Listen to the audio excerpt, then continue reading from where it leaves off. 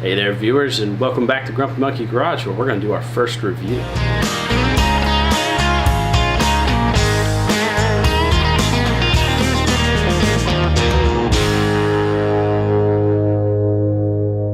Alright viewers, today we're doing a 2002 Nissan Sentra, and this is the small commuter car that never got the opportunity to shine because the Corolla and the Civic were always outselling this car.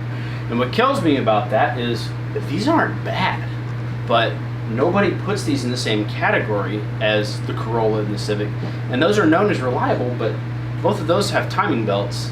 This has got a chain. This is even less maintenance than those two. So why did everybody hate on these? I'm going to show you some features on why this should be one of the most reliable cars of the early 2000s. All right, so here we are on the interior of the Sentra, which is what the driver would see every day, and we look around and everything, even though this car is 20 years old now, or almost 20 years old, everything is still fine. You know, everything still works. This headliner's not falling out.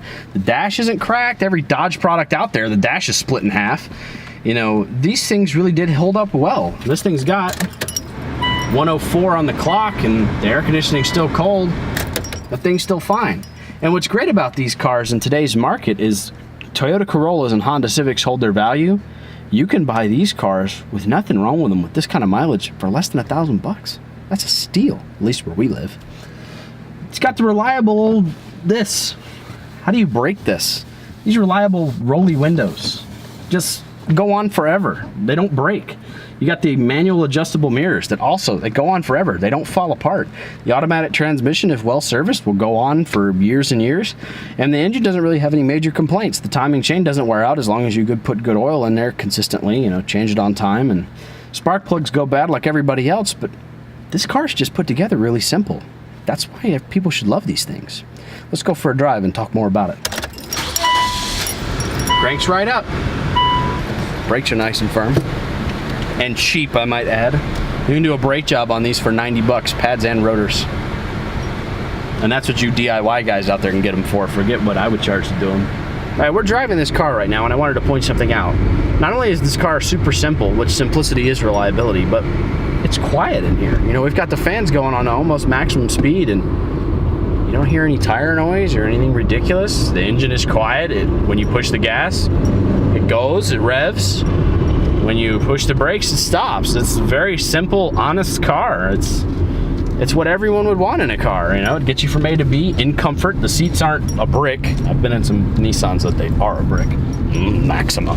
But the Sentra is just a simple, honest, reliable car, and it's driving smooth. He's got his window open, and you can barely hear anything. It's fantastic.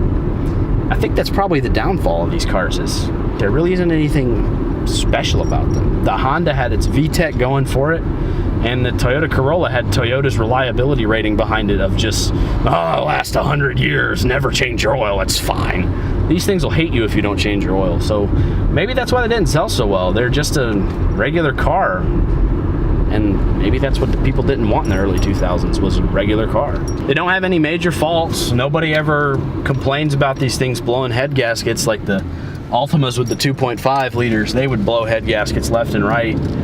The transmissions on the Maximas would go out all the time, and the intake manifolds would fail on the 3.5 Maximas, so there was a lot of issues with those, whereas the Sentra, being part of that same line, maybe that's another reason it didn't sell too well. Its two bigger brothers were crap. They're just junk. This one really wasn't, but it had that reputation sting attached to it, you know? All the same, turned out to be a good car. Watch how easy this thing is to parallel park.